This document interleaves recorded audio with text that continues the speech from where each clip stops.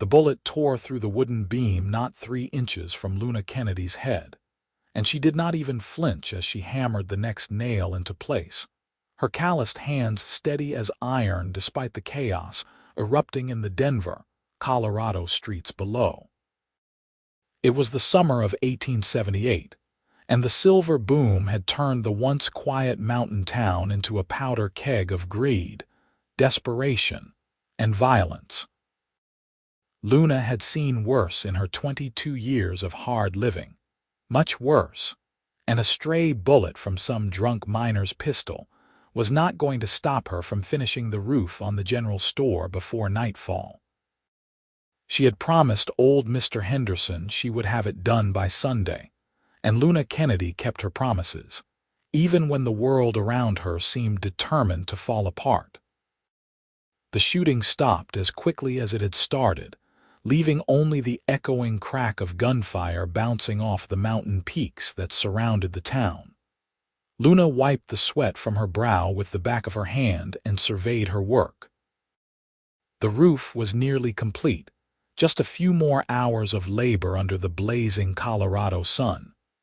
Her shoulders ached, her back screamed in protest, and her hands were raw from years of swinging hammers, hauling lumber, and doing whatever work needed doing to survive. She had been on her own since she was 16, when her father died in a mining accident, and her mother succumbed to consumption 6 months later. The streets of Denver had not been kind to an orphaned girl with no money and no prospects, but Luna had refused to take the easy road that so many other desperate women took. She had picked up her father's tools instead, learned to swing a hammer with precision, and carved out a living doing the kind of backbreaking labor that most men would complain about. Luna climbed down the ladder, her boots hitting the dusty street with a solid thud. She needed more nails, and that meant a trip to the hardware store on the far side of town. She gathered her canvas tool bag and started walking, keeping her eyes forward and her expression neutral. Men lounged outside saloons and gambling halls, watching her pass with various degrees of interest and disdain. Some of them knew her by reputation as the girl who would not be broken, the one who took the jobs no one else wanted and did them better than most men twice her size. Others just saw a woman alone and thought she was fair game for their crude comments and unwanted attention. She was halfway to the hardware store when she heard the commotion coming from the livestock pens at the edge of town. A horse was screaming, the kind of sound that made Luna's blood run cold because she knew what it meant.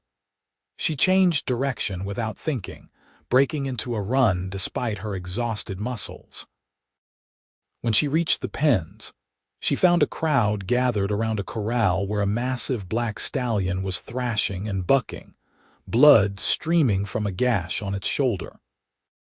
2 men were trying to rope the animal, but they were clumsy and rough, more interested in asserting dominance than actually helping the terrified creature. "Get back," Luna shouted, pushing through the crowd. She dropped her tool bag and climbed over the fence in one fluid motion, ignoring the protests and warnings from the onlookers. The stallion's eyes were rolling white with panic, and she could see the wound was deep, probably from catching on a broken board or piece of barbed wire. The men with the ropes were making everything worse, pulling and yanking and causing the horse to thrash even more violently. "Let him go," Luna commanded, her voice cutting through the chaos like a blade. One of the men, a burly ranch hand with a face like sun-dried leather, laughed at her. "You gonna tell us how to handle a horse, girl? Get back before you get yourself killed." Luna did not argue. She simply walked forward, her movements slow and deliberate, her hands held low and open where the stallion could see them. She started humming, a low melody her father used to sing when he worked with the mules at the mine. The horse's ears flicked toward her, and for just a moment, the thrashing stopped. Luna kept humming, kept moving forward inch by careful inch until she was close enough to touch the animal's sweat-slicked neck. "Easy now," she murmured, her voice barely above a whisper. "Nobody is going to hurt you. Let me help." The stallion trembled under her touch, but he did not pull away. Luna ran her hand along his neck, feeling the rapid thunder of his heartbeat beneath the skin. She examined the wound on his shoulder, noting the torn flesh and the way the blood was still flowing freely. It needed to be cleaned and stitched, and soon, before infection set in. She was so focused on the horse that she did not hear the man approach until he spoke from just outside the corral fence. "That is my horse you are touching." Luna looked up and found herself staring into the bluest eyes she had ever seen. The man was tall, well over 6 feet, with broad shoulders and the kind of lean, muscular build that came from years of hard work on horseback. He wore dusty trail clothes, a weather-beaten hat pushed back on his head, and a pair of well-worn guns on his hips. His face was tanned and angular, with a strong jaw covered in several days' worth of dark stubble. But it was his eyes that held her attention, blue as a mountain lake and sharp with intelligence, and something else she could not quite name. "Your horse is injured," Luna said, keeping her voice calm and steady even though her heart had inexplicably started beating faster. "He needs medical attention, not a bunch of fools trying to rope him like a wild Mustang." The corner of the man's mouth twitched, not quite a smile but close. "You got away with animals," he observed. "What is your name?" "Luna Kennedy. And you should know that these men were about to make his injury much worse." "Ethan Pierce," he replied, tipping his hat slightly, "and I am obliged to you for stepping in. I left him here for not more than an hour while I conducted some business, and I come back to find this." He gestured at the crowd and the 2 ranch hands who were now looking distinctly uncomfortable. Ethan climbed over the fence with the easy grace of a man who had spent most of his life on ranches and cattle drives. He approached the stallion slowly, and Luna was impressed by how the horse immediately calmed at his presence. There was a bond there, a deep trust between man and animal that spoke of years spent together on the trail. "His name is Midnight," Ethan said softly as he examined the wound. "I have had him since he was a colt, pulled him out of a flash flood down in Texas 5 years ago. He is the best horse I have ever owned, and I would be grateful if you could help me tend this injury.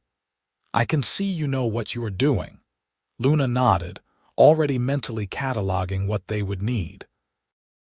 "We need clean water, whiskey for disinfectant, needle and thread, and strips of clean cloth for bandages. Is there somewhere we can take him that is quiet and away from all these people?" Ethan pointed toward a small stable at the far end of the livestock pens. "That will work. Can you lead him?" "He seems to trust you." It took some time, but Luna managed to coax Midnight across the corral and into the relative quiet of the stable. Ethan went to gather the supplies while Luna stayed with the horse, continuing to hum and speak in low, soothing tones. She ran her hands over Midnight's neck and flanks, checking for any other injuries and letting the animal get used to her presence. The stallion was magnificent, easily 16 hands high with a coat like polished obsidian and intelligence gleaming in his dark eyes.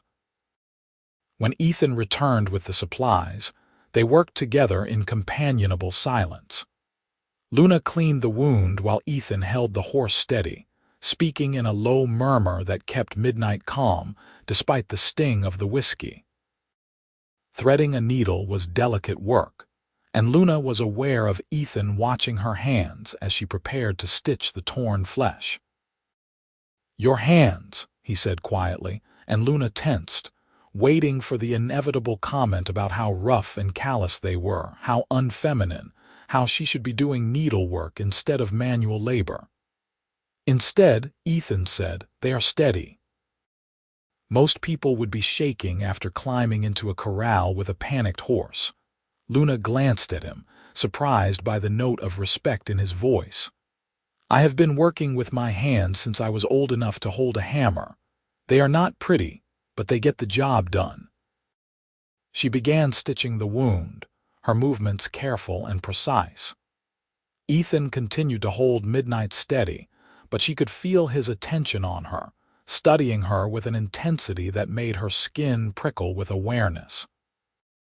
It had been a long time since anyone had looked at her with anything other than contempt or unwanted lust, and she was not sure what to make of this cowboy with his quiet manner and respectful gaze. "How did you learn to do this?" Ethan asked as she tied off the last stitch. "My father worked in the silver mines, but we kept a few animals when I was growing up. A mule, some chickens, a milk cow. When something needed fixing, whether it was an animal or a building or a piece of equipment, my father taught me how to do it." He said a person who could work with their hands would never go hungry. Sounds like a wise man. He was. He died in a cave-in when I was 16.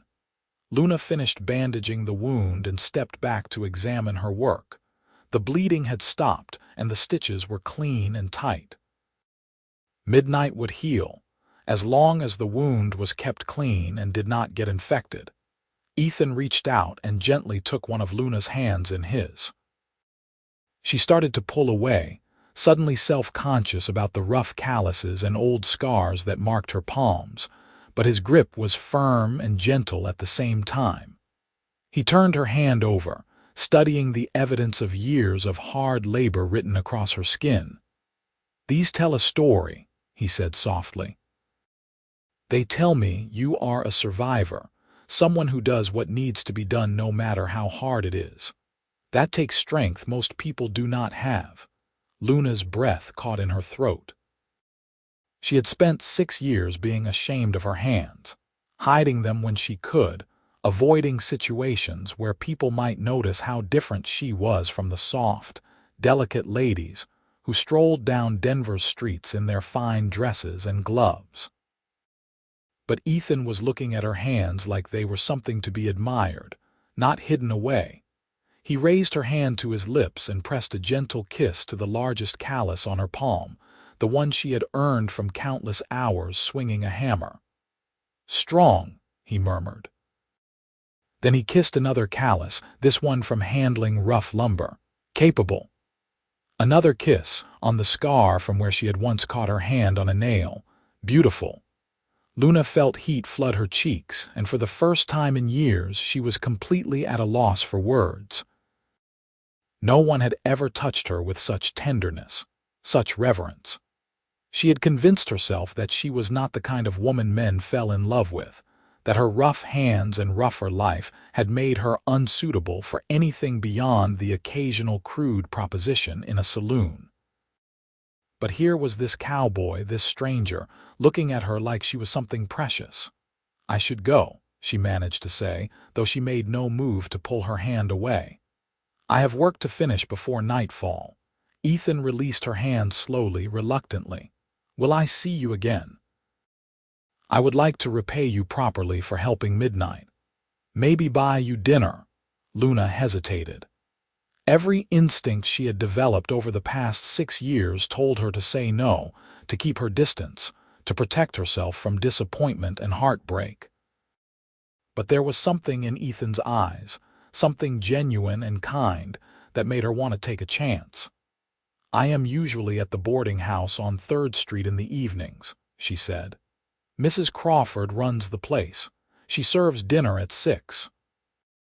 Ethan's face broke into a genuine smile, and Luna felt her heart skip in her chest. "Then I will see you at 6, Miss Kennedy." Luna collected her tool bag and headed back to the hardware store, her mind spinning with thoughts of blue eyes and gentle hands, and the way Ethan had kissed her calluses like they were something to be treasured. She finished her work on the general store roof in record time, barely noticing the ache in her muscles, or the heat of the sun beating down on her shoulders. When she finally climbed down the ladder for the last time, Mr. Henderson inspected her work with a critical eye before nodding his approval. "Fine job, Miss Kennedy. You do better work than most of the men in this town, and that is the truth. Come by tomorrow, and I will have your payment ready." Luna thanked him and headed back to the boarding house to wash up before dinner.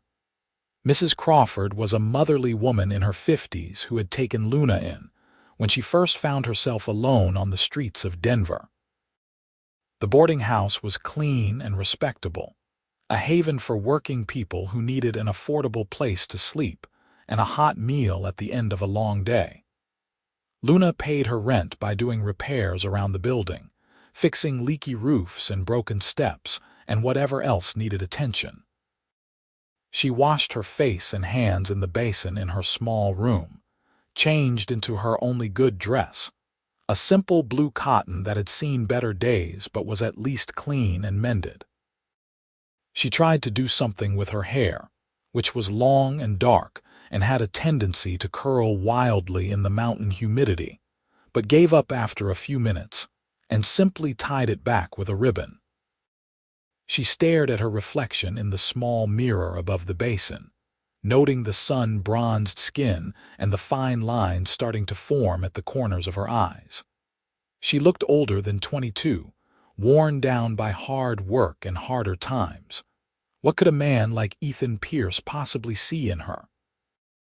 But when she went downstairs to the dining room and found him waiting by the door, hat in hand and wearing a clean shirt that brought out the blue of his eyes, the way he looked at her made all her doubts melt away.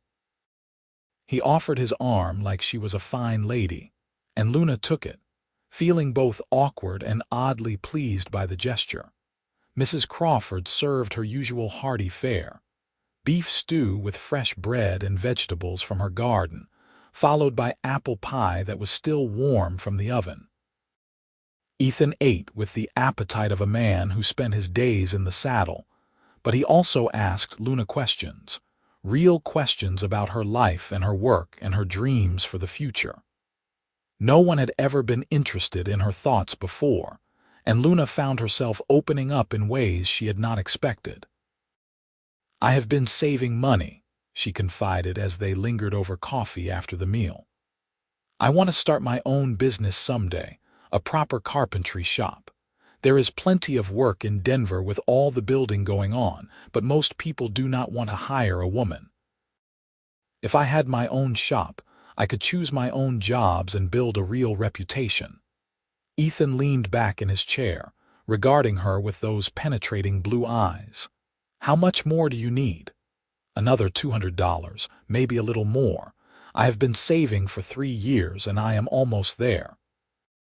Luna hesitated, then added, "What about you? What brings you to Denver? You do not strike me as a miner or a gambler."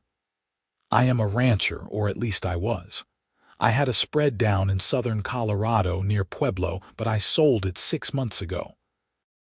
I have been working as a trail boss, leading cattle drives up from Texas to the railheads in Kansas and Wyoming. It is good money, but it is a hard life, always on the move, never putting down roots." He paused, turning his coffee cup in his hands. "I am looking to settle down, maybe buy some land and start fresh. Denver seems like a good place for that." "There is land for sale up in the foothills," Luna said. "Good grazing land with access to water. It would be perfect for cattle or horses." They talked until the dining room emptied and Mrs. Crawford started giving them pointed looks. Ethan walked Luna upstairs to the door of her room, and they stood there in the narrow hallway, neither quite ready to say good night. "Can I see you again?" Ethan asked, echoing his earlier question. "Tomorrow, maybe. I could use someone who knows the area to show me some of that land you mentioned." Luna nodded, surprised by how much she wanted to see him again. "I have to work in the morning, but I will be free afternoon. Meet me here." "I will be here." Ethan reached out and gently took her hand again, but this time, instead of kissing her calluses, he simply held it, his thumb tracing gentle circles on her palm. "Thank you for tonight, Luna. I have not had this much genuine conversation in longer than I can remember."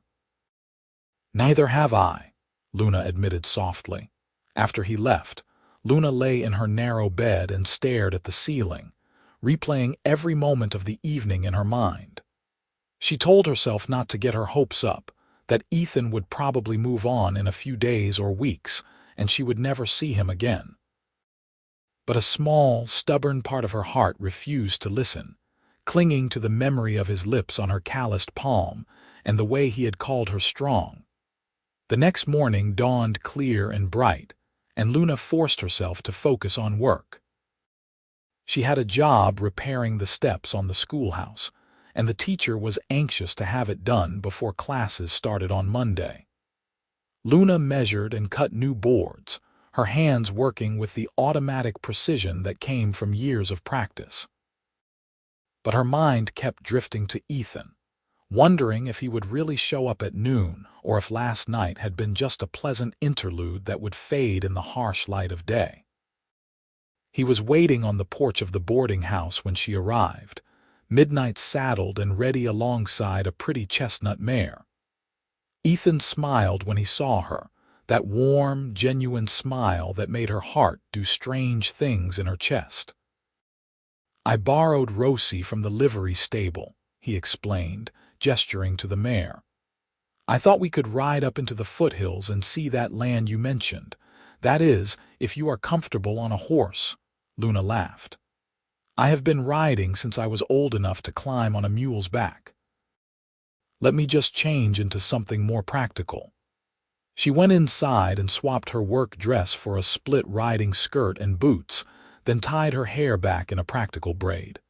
When she came back outside, Ethan helped her mount, his hands strong and steady on her waist. They rode out of town at an easy pace, following the trail that wound up into the pine-covered hills above Denver. The air was cooler here, scented with evergreen and wildflowers, and Luna felt some of the constant tension she carried start to ease from her shoulders. They rode for an hour before reaching the land Luna had mentioned, a broad meadow flanked by pine forests with a clear stream running through it. The grass was lush and green despite the summer heat, and the view stretched for miles across the valley below. Ethan dismounted and walked the property, studying the land with the experienced eye of a man who had built a ranch before. Luna followed, pointing out the landmarks and explaining what she knew about water rights and property boundaries. "This is perfect," Ethan said finally, standing at the edge of the meadow with his hands on his hips. "How much do you think the owner wants for it? I heard it is going for about $800, but you might be able to negotiate lower." "The man who owns it is getting old and wants to move back east to live with his daughter." Ethan nodded slowly, his gaze sweeping across the land again. "I could build a good life here. A ranch house, barns, corrals. There is enough grazing for a couple hundred head of cattle, maybe some horses too." He turned to look at Luna. "What do you think? Could you see yourself living in a place like this?" The question caught Luna off guard, and she felt heat rising in her cheeks. "I think anyone would be lucky to call this place home." "That was not what I asked." Ethan stepped closer, his expression serious. "Luna, I know we have only known each other for a day, but I have learned to trust my instincts when it comes to people. You are different from anyone I have ever met. You are strong and capable and unafraid to do what needs doing. You do not put on airs or play games. You are real, and that is rare enough to be precious." Luna's heart was pounding so hard she was sure he could hear it. "Ethan, I do not know what you are asking. I am asking if you would consider being part of this dream. Not just the land, but the life I want to build here. I know it is fast, maybe too fast, but I have spent the last 10 years of my life drifting from place to place, never finding anything worth staying for. Then I met you, and suddenly I can see a future I actually want." Luna wanted to say yes so badly it hurt, but old fears and doubts held her back. "You do not really know me. What if you change your mind? What if you wake up one day and realize you made a mistake? Ethan reached out and cupped her face gently in his hands. Then we will work through it together.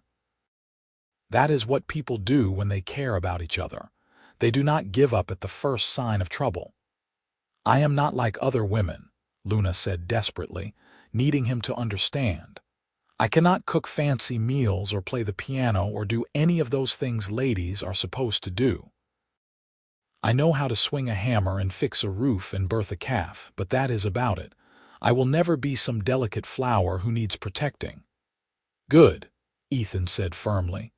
Because I do not want a delicate flower. I want a partner, someone who can stand beside me and build something real. Someone who is not afraid of hard work or hard times. Someone like you. He kissed her then, soft and gentle at first, then deeper as Luna wrapped her arms around his neck and kissed him back with all the longing and hope she had kept locked away for so long.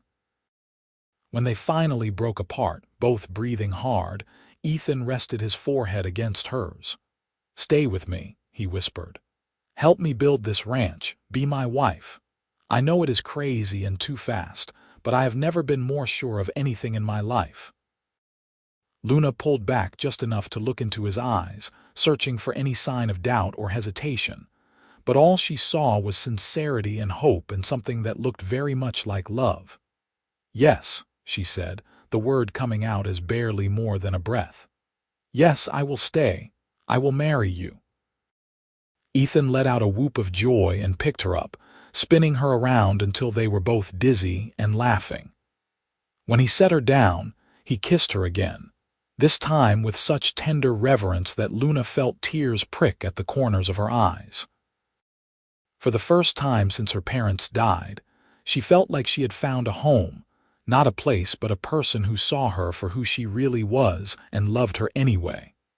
They rode back to Denver with plans already forming. Ethan would approach the landowner about purchasing the property while Luna finished up her current work obligations. They would need to buy building supplies, livestock, equipment.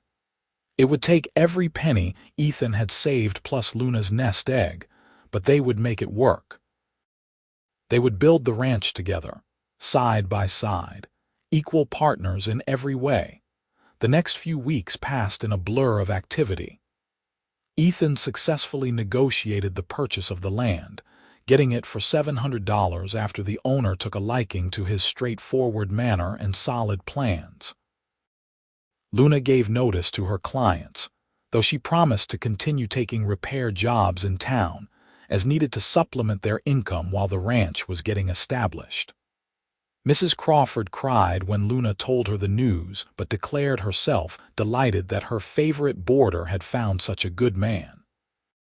They were married on a sunny Saturday morning in late July, in a simple ceremony at the small church on the edge of town. Mrs. Crawford stood as Luna's witness, and the local banker who had helped Ethan secure his land stood as his. Luna wore a new dress that Mrs. Crawford had helped her sew cream-colored cotton with simple embroidery at the collar and cuffs. Ethan wore his best suit, his dark hair slicked back and his boots polished to a shine. When the preacher pronounced them man and wife, and told Ethan he could kiss his bride, he did so with such tenderness that several of the onlookers dabbed at their eyes with handkerchiefs. Afterward, there was a modest celebration at the boarding house with cake and punch and well wishes from the people Luna had worked with over the years. Then Ethan helped his new wife onto Rosie, and they rode together up into the foothills to begin their new life on the land that would become Pierce Ranch. The first months were brutally hard. They lived in a canvas tent while they built the ranch house, working from dawn until dusk 6 days a week. Ethan proved to be as skilled with carpentry as he was with cattle, and Luna's experience was invaluable. They worked side by side, measuring and cutting and nailing, their movements falling into an easy rhythm born of mutual respect and growing love. When the walls of the house finally went up, they celebrated with a simple meal of beans and cornbread eaten sitting on the porch steps. watching the sun set over the valley below. Luna had worried that marriage would mean giving up her independence, that Ethan would expect her to stay inside and keep house while he did the real work of building the ranch. But he never treated her as anything less than an equal partner. When they needed to dig a new well, they took turns with the shovel. When they built the barn, Luna was up on the roof hammering shingles right alongside him. When they went into town for supplies, Ethan asked her opinion on every purchase and never made a major decision without discussing it with her first. They bought their first cattle in September, 20 head of mixed breeds from a rancher who was downsizing his herd. Ethan taught Luna the finer points of cattle management, and she proved to be a quick study. By October, they had added 10 more head plus a small flock of chickens and 2 dairy cows. The ranch was starting to take shape, starting to look like the dream they had envisioned that first day in the meadow.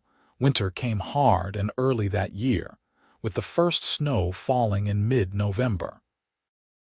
They spent the long, cold months huddled by the fireplace in their little ranch house, planning for spring and the expansion they hoped to make. Ethan taught Luna to read better, working through the books they had bought in town, and Luna taught Ethan some of the songs her father used to sing. On the worst nights, when the wind howled down from the mountains and the snow piled high against the walls, they held each other close and talked about the future they were building together. "I want children someday," Luna said one night as they lay tangled together under a pile of quilts. "Not right away, not until we have the ranch more established, but someday." Ethan pressed a kiss to her forehead. "How many?" "At least 3. I hated being an only child. It was so lonely after my father died and it was just me and my mother." Luna paused, then added softly, "I want our children to grow up knowing they have family, people who will always be there for them no matter what." "Then that is what we will give them," Ethan promised. "A home, a family, a legacy they can be proud of." Spring arrived like a benediction, melting the snow and bringing new life to the meadow. They expanded the herd, bought more chickens, planted a vegetable garden behind the house. Luna discovered she was better at animal husbandry than she had expected, with a particular gift for working with the horses. Ethan encouraged her to pursue it, and soon she was breaking and training horses for sale, earning extra money that went into their savings for future expansion. The summer of 1879 was the best of Luna's life. The ranch prospered, the cattle were healthy, and every day brought new evidence that they had made the right choice in building this life together. Ethan continued to treat her calloused hands with reverence, often taking them in his own at the end of a long day and kissing each rough spot, each scar, each sign of her strength and capability. "These hands built our home," he would say, kissing her palm. "These hands help bring new life into the world." Another kiss on her knuckles. "These hands are going to raise our children and help me build an empire." A final kiss on her wrist. "I love these hands, and I love the woman they belong to." In August, Luna realized she had missed her monthly courses. She waited another month to be sure, then told Ethan the news one evening after dinner. His reaction was everything she could have hoped for, lifting her up and spinning her around just like he had that first day in the meadow when she agreed to marry him. "We are going to be parents," he said wonderingly, settling her carefully back on her feet and placing his hand gently on her still flat stomach. "We are going to have a baby."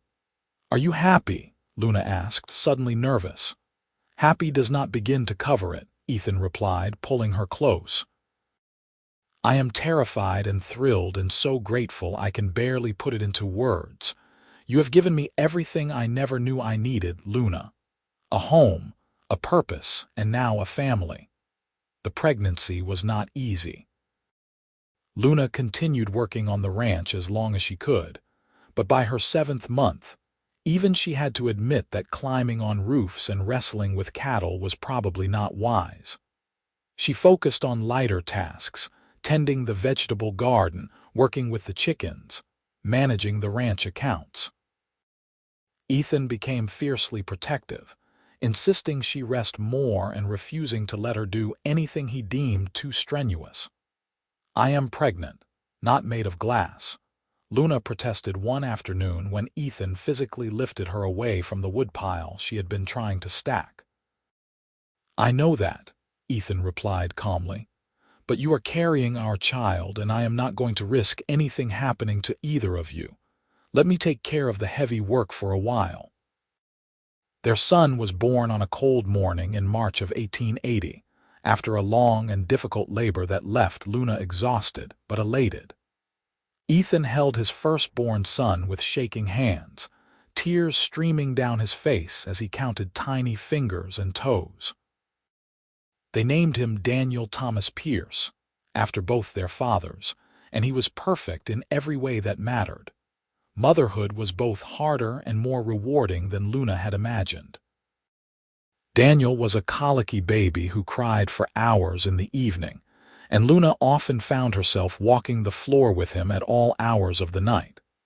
But Ethan was a devoted father, taking his turn with the midnight feedings and diaper changes without complaint. They worked together to care for their son just as they worked together to run the ranch, partners in this new adventure as they had been in everything else. As Daniel grew from an infant into a curious, active toddler, the ranch continued to prosper. They expanded their herd, built additional outbuildings, and hired their first ranch hand, a young man named Tommy who had just arrived in Colorado from Kansas. Luna gradually returned to her work on the ranch, though she was more careful now, more aware of the risks. She had a family depending on her, a son who needed his mother, and she was not going to take unnecessary chances.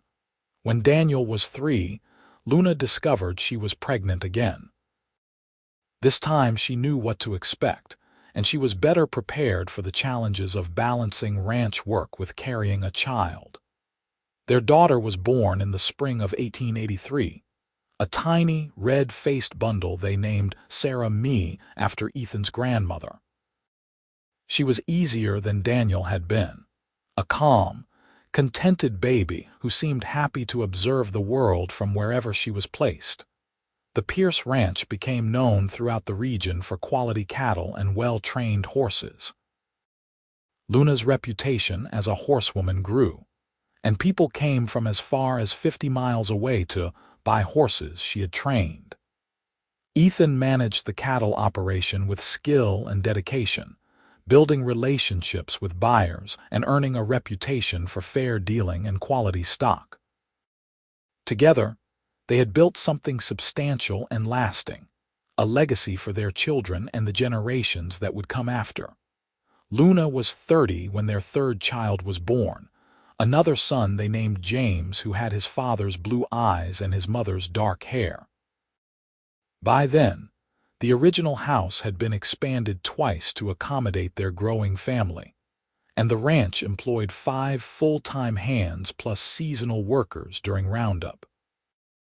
They had achieved the dream they had envisioned that first day in the meadow, and they had done it together, through hard work and determination, and a love that had only grown stronger with each passing year.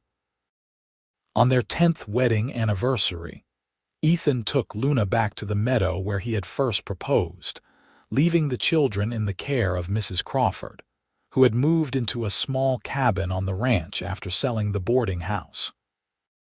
They stood together looking out over the land, so much more developed now than it had been a decade ago, but still possessing the wild beauty that had captured their hearts. "You remember what I asked you here," Ethan said, taking Luna's work-roughened hand in his.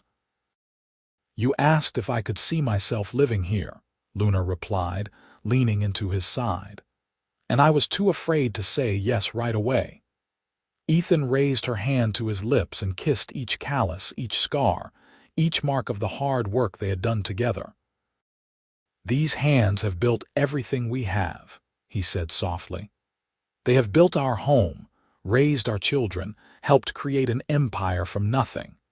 They are the most beautiful hands I have ever seen because they belong to the strongest, most capable woman I have ever known." Luna felt tears prick at her eyes, but they were happy tears. "I never imagined I could have this life. When I was 22 and alone and working myself to the bone just to survive, I thought that was all there would ever be for me. And then you walked into my life and saw something in me that I did not even see in myself." "I saw what was always there," Ethan corrected gently. "Your strength, your capability, your unwillingness to give up no matter how hard things got. I just gave you a reason to use those gifts for something more than just survival." They stood together in the meadow as the sun began to set, painting the sky in shades of orange and gold. Luna thought about everything that had happened since that fateful day when she had climbed into a corral to save a panicked horse, never imagining that single act of courage would change her entire life. She had found love, built a home, created a family. The calluses on her hands were still there, testament to the hard work she continued to do every day, but now they represented something more than just survival. They represented strength, capability, and the building of something that would last long after she was gone. "I love you," she said simply, looking up at the man who had seen past her rough exterior to the woman beneath. "Thank you for teaching me that being strong does not mean being alone." Ethan kissed her, sweet and tender and full of promise. "I love you too.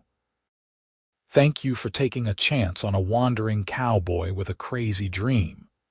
They rode back to the ranch house as twilight settled over the valley, ready to continue building the life they had created together. The years that followed brought more challenges and more triumphs. Daniel grew into a capable young man who took to ranching like he had been born to it, learning everything his father could teach him about cattle and land management. Sarah proved to have her mother's gift with horses, spending hours in the corrals working with the animals with patience and skill that impressed even the most experienced ranch hands. James was still young, but already showing signs of his parents' determination and work ethic. Luna continued to work on the ranch, though she was more selective about the job she took now. Her body was not as resilient as it had been in her 20s, and years of hard labor had taken their toll on her joints and muscles. But she was still capable, still strong, still willing to do whatever needed doing to keep the ranch running smoothly. And every night, without fail, Ethan would take her hands in his and kiss each callus, reminding her that her strength was something to be celebrated, not hidden away. When Luna was 35, they hired their first female ranch hand, a young woman named Catherine who had been widowed and left with no way to support herself. Luna saw so much of her younger self in Catherine's determined expression and calloused hands that she could not help but give her a chance. It turned out to be one of the best decisions they ever made. Catherine proved to be an excellent worker, and Luna took her under her wing, teaching her the skills that had allowed Luna to survive and eventually thrive. "You remind me of myself at your age," Luna told Catherine one afternoon as they worked together to repair a section of fence. Alone and struggling and refusing to give up no matter what, Catherine paused in her hammering. "How did you get from there to here?" "Owning a successful ranch, married to a good man with healthy children. It seems impossible." Luna smiled, remembering. "I took a chance. When Ethan walked into my life, every instinct I had told me to protect myself, to not get my hopes up, to expect disappointment. But I took a chance anyway, and it changed everything. Sometimes the bravest thing you can do is let someone see you, really see you, and trust that they will not hurt you." "I do not know if I am ready for that," Catherine admitted. "My husband, he was not a kind man." I am not sure I can trust again." "You do not have to rush it," Luna assured her, "but do not let one person's cruelty rob you of the possibility of finding happiness. There are good people in the world, people who will value your strength instead of trying to break it. You just have to give yourself permission to find them." Over the next few years, Luna watched with quiet satisfaction as Catherine blossomed under the safety and stability of life on the Pierce Ranch. She learned to smile again, to laugh, to slowly let down the walls she had built around her heart. Eventually, she caught the eye of Tommy, the first ranch hand Ethan and Luna had hired all those years ago, and they married in a small ceremony at the ranch house. Luna stood as Catherine's witness, just as Mrs. Crawford had stood for her, and she felt like she had come full circle. The children grew and the ranch prospered. Daniel married at 22, bringing his wife Amanda to live at the ranch. Sarah continued working with the horses, developing a breeding program that became known throughout Colorado for producing quality stock. James, always the adventurous one, talked about going to college in Denver to study veterinary medicine so he could come back and care for the ranch animals. Luna was 42 when her daughter told her she was going to be a grandmother. Daniel and Amanda's baby, a girl they named Emily, was born in the spring of 1892, and Luna discovered that being a grandmother was every bit as wonderful as people claimed. She held her granddaughter and saw the future stretching out before her, generations of Pierce children who would grow up on this land, who would learn the value of hard work and determination, who would understand that strength came in many forms. On a warm evening in late summer, Luna and Ethan sat on the porch of their home, watching the sunset paint the sky in brilliant colors. Their children and grandchildren were scattered across the property, Daniel checking on the cattle in the south pasture, Sarah working with a young mare in the corral, James studying from his veterinary books in the barn. The ranch was everything they had dreamed it would be and more, a living testament to what two people could build when they worked together with love and respect and unwavering commitment. Ethan reached over and took Luna's hand, turning it over to study the familiar landscape of calluses and scars. His own hands were similarly marked, weathered by decades of work under the Colorado sun. He raised her hand to his lips and kissed each callus, a ritual he had performed thousands of times over their 20 years of marriage. "Strong," he murmured, just as he had that very first time. "Capable." "Beautiful." Luna smiled, her heart as full as it had been on their wedding day. "We did good, did we not? Look at what we built." "We did better than good," Ethan replied, wrapping his arm around her shoulders and pulling her close. "We built a legacy. We built a family. We built a love that will outlast both of us." They sat together in comfortable silence as the stars began to appear in the darkening sky. Luna thought about the scared, lonely girl she had been when Ethan walked into her life, the one who thought her rough hands and rougher life made her unworthy of love. She wished she could go back and tell that girl that everything was going to be all right, that the hands she was so ashamed of would build something magnificent, that the strength she tried to hide would become her greatest asset. But maybe she did not need to go back and tell her younger self anything. Maybe the life she had lived, the family she had built, the love she had found was message enough. She had learned that strength did not mean standing alone, that asking for help was not weakness, that the right person would see her calloused hands and call her strong instead of broken. The years continued to pass, bringing their share of joys and sorrows. Mrs. Crawford passed away peacefully in her sleep at the age of 82, and Luna mourned the woman who had been like a mother to her when she had no one else. Tommy and Catherine had children who grew up alongside Luna's grandchildren, creating a community on the ranch that felt like an extension of family. The ranch continued to prosper, expanding its operations and becoming one of the most successful cattle and horse operations in Colorado. Luna was 50 when Sarah married, finally finding a man worthy of her strength and independence. The wedding was held at the ranch, with half the county in attendance. Luna watched her daughter exchange vows with tears in her eyes, remembering her own wedding day and how scared she had been to trust in happiness. But she had trusted, and it had given her a life beyond anything she could have imagined. James completed his veterinary training and returned to the ranch, just as he had promised. He built a small clinic on the property and became known throughout the region for his skill in treating everything from horses to cattle to the occasional pet. He married a teacher from Denver, a smart, capable woman named Elizabeth who fit into the Pierce family as if she had always been there. The grandchildren multiplied, filling the ranch house with noise and laughter.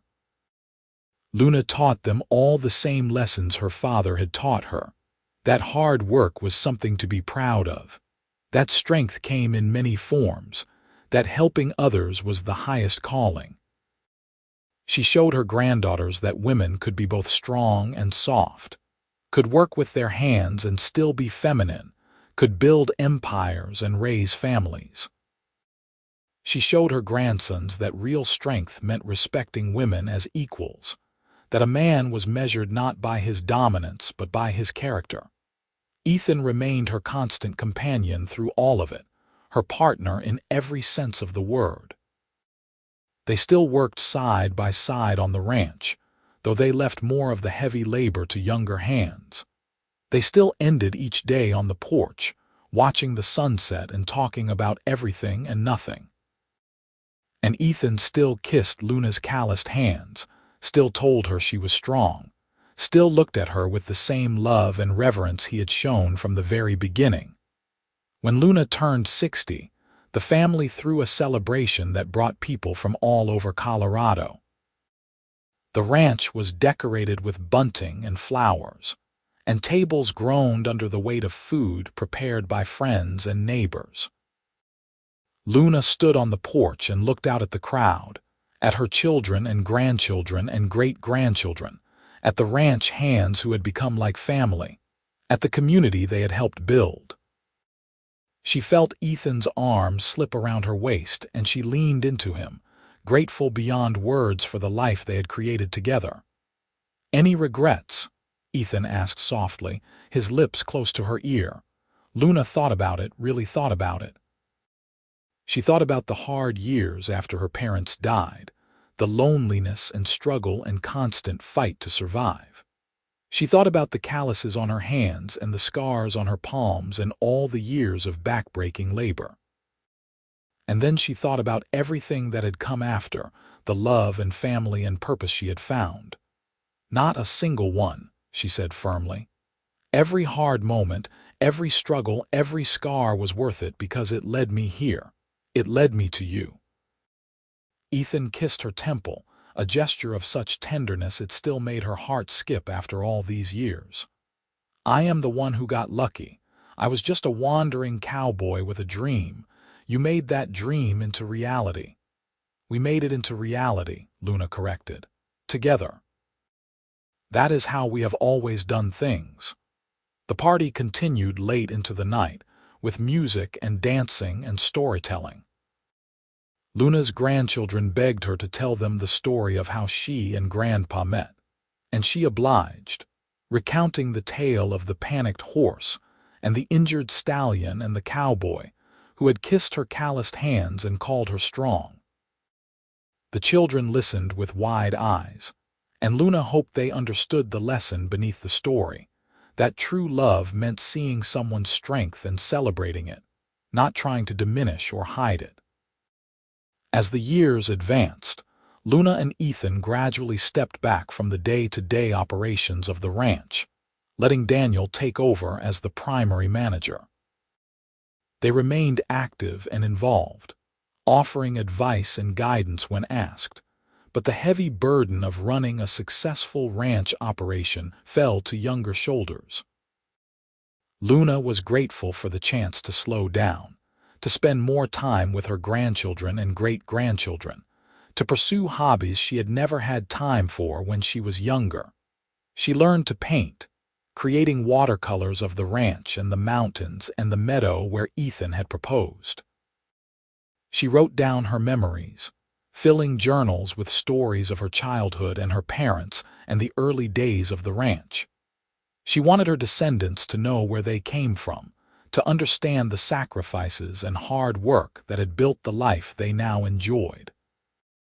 Ethan's health began to decline when he was in his early 70s, his heart growing weaker despite the doctor's best efforts. Luna cared for him with the same determination and strength she had brought to everything else in her life, refusing to let him see her fear or despair. She sat by his bedside and read to him, told him stories, reminded him of all the good years they had shared. "I am not afraid," Ethan told her one afternoon as they sat together in the bedroom they had shared for over 40 years. "I have lived a full life, loved deeply, and built something that will last long after I am gone. Not many men can say that." "Do not talk like that," Luna said fiercely, her voice breaking despite her best efforts. "You are not going anywhere. We still have years left together." Ethan reached out and took her hand, his grip weak but still warm. He studied her palm, tracing the familiar calluses that had never completely faded despite years of easier living. "These hands," he said softly. "These incredible, strong, beautiful hands. They have built everything I hold dear.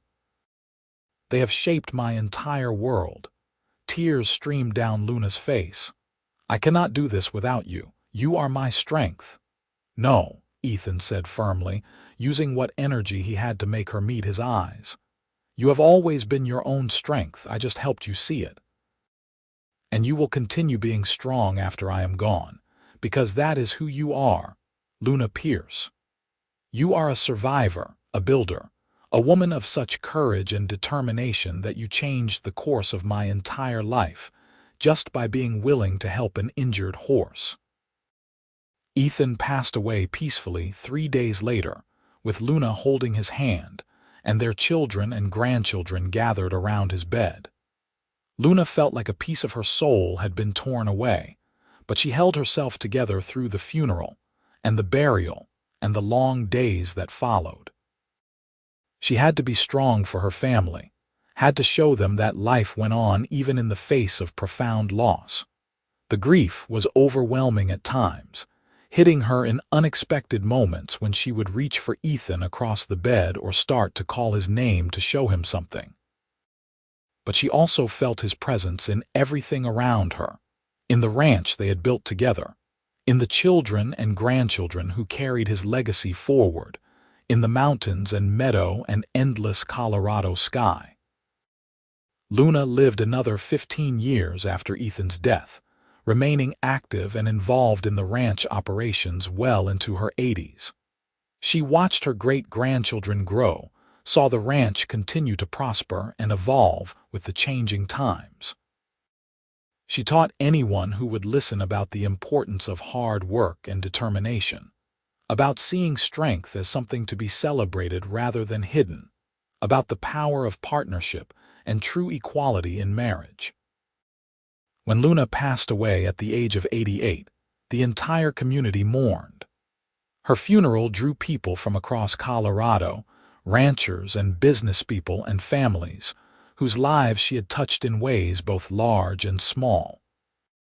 They buried her next to Ethan in the small cemetery on the hill overlooking the ranch, and her children commissioned a headstone that reads simply, "Luna Kennedy Pierce, 1856–1944. Her hands built an empire, her heart built a family." The ranch continued for generations, passed down through the Pierce family as a testament to what two people could build when they worked together with love and respect and unwavering commitment.